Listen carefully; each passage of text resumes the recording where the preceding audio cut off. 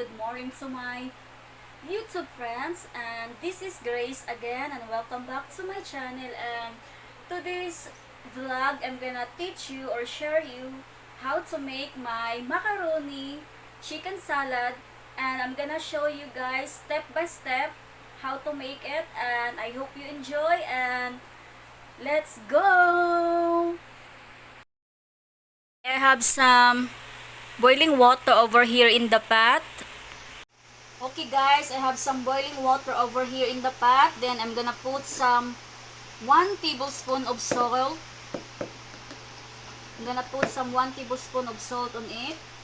Then I'm gonna put some 1 tablespoon of oil. And then I have the macaroni here, the 400 grams of macaroni. Then I'm gonna put it here in the pot, the boiling water. Then we're gonna cook it maybe 10 to 15 minutes.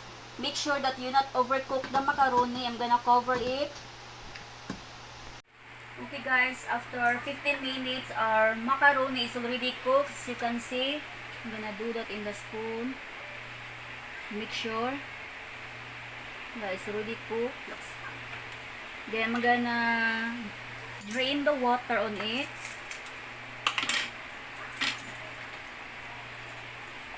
I'm gonna drain the water and transfer it to the container over here.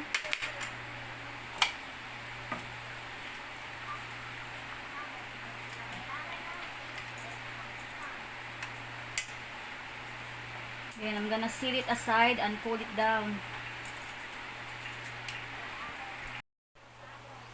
This time we're gonna cook the chicken breast fillet. I have chicken breast fillet over here, about 400 grams. Then I'm gonna put it in the pot with the boiling water on it. I'm gonna put it inside in the pot with the boiling water. Then we're gonna wait for the chicken that it will get tender. Then we're gonna shred it when it's done. Okay, let's check our chicken breast fillet. As you can see, it's cooked. As you can see, it's tender now. I'm gonna transfer it to the container over here in the bowl. And we need to cool it down first before we gonna shred it. I'm gonna set it aside and cool it down. Okay, this time we're gonna cook the carrots. I cut it in diced. Then I'm gonna put it in the boiling water here in the pot. I'm gonna open it. As you can see. Then I'm gonna put the carrots. I'm gonna cook it to 3 to 5 minutes.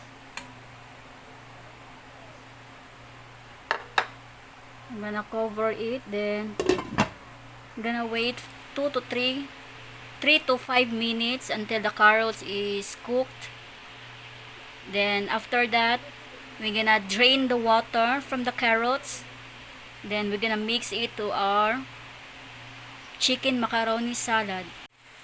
After 5 minutes, our diced carrots is already cooked. Then I'm gonna drain it and cool it down before we're gonna put it in our salad.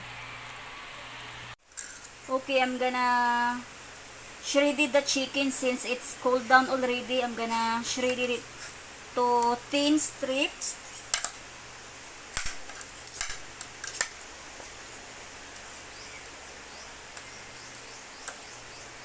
Just do it correctly.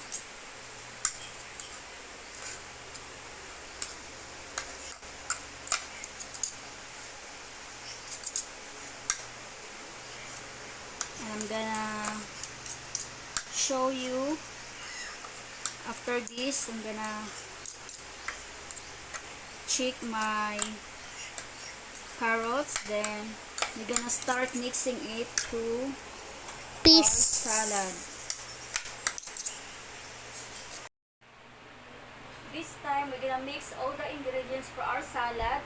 Since the macaroni is already cooked and cooled down, and the chicken, and also the carrots, I'm gonna put all the ingredients in this bowl over here. First, I'm gonna put the chicken. Then, I'm gonna put the carrots, the diced carrots, 1 cup of diced carrots cooked.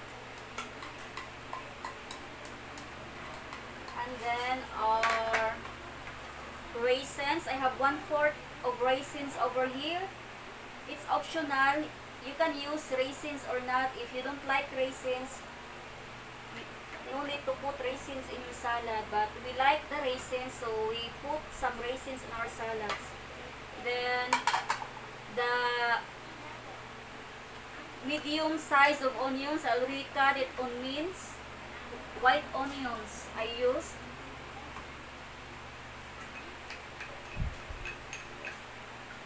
Then 1/2 cup of pineapple tidbits. I already drained the water from the pineapple. Then I put it in my salad. And also the cheddar cheese, 1/2 cup of cheddar cheese. I cut it in dice.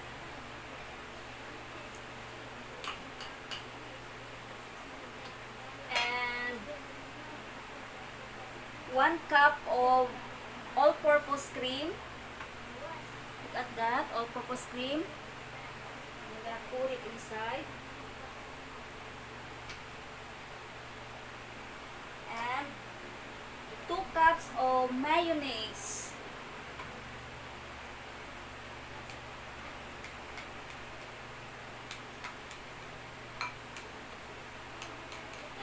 I'm gonna mix it all together until well all combines.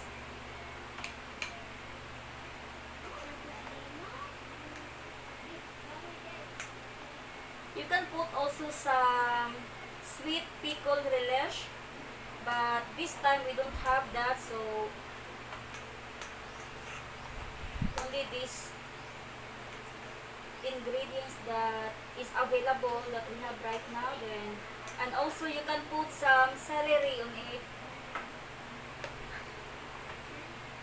but we don't have any celery on here in our place, and we can't buy also in the mall because it's not available and no stock on it. So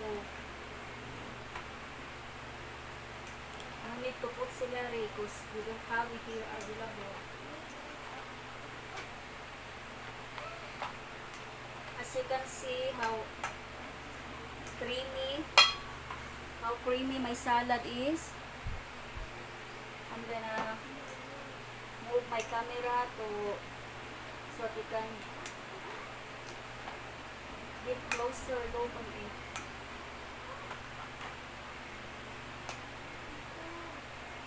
I'm gonna add some a pinch of salt.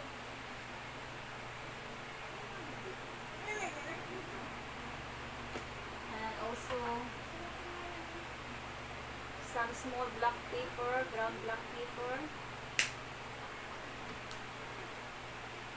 But you can add more of the salt because we don't like too salty in our salad, so we only put a pinch of salt and small brown black pepper. I'm gonna show you closer. And here's my chicken macaroni salad over here. Then I'm gonna chill it for about 1 hour. It's nice to eat when it's a little bit cold. Then I'm gonna let my husband taste it first, and let's see what's his reaction. I have something for you. I hope you like it. Well, how can I not like it? Because it's made with love. And you guys want to know how I can't keep control of my weight? It's chicken macaroni salad. Mm. Mm. That's better than I expected. Mm. There's Virgil over here. Virgil, what you think? Good? 1 to 10. What's my score from 1 to 10? 20. Mm. 20. Maybe 100. Look at that. What's the taste in it? Mm. You can taste the sweetness and the saltiness. The Yeah. sweetness from the pineapple and the It's not over sweet. And it's I not- mean, your body can tell the sweetness in it. Very little. And the chicken is really robust. mhm. It's good. And it's healthy also because I've used the chicken breast fillet. Mm. Yeah, it's and also I only put a little bit of salt on it. Yeah, it doesn't taste salty at all. It's very good. And the plus of it is, like you said, it doesn't taste sweet either. You just get a hint. That's about it. Mm. I'm glad you like it. I love it. And you, Virgil, you like it? Yeah. You love it too? Yeah. Okay, guys. Fantastic. Thank you so much. Well, thank you. They really Thank enjoyed you. my... Thank you, Asawa. You are welcome, Bana. You're much welcome. And it's my turn now to taste my chicken macaroni salad, and I'm gonna taste it and what it tastes like.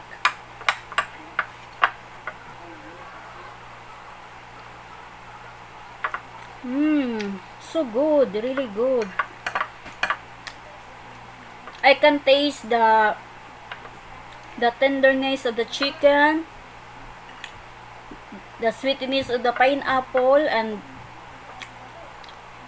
the crunchiness of the carrots, and it's so creamy, very creamy. This chicken macaroni salad, you need to try it, guys. And I'm gonna put the ingredients and how to make it in my description below on my YouTube. Then I'm gonna put all step by step how to make it. And please don't forget to subscribe, like, and share my YouTube channel. Until my next vlog again. Thank you so much for watching, guys. God bless us all.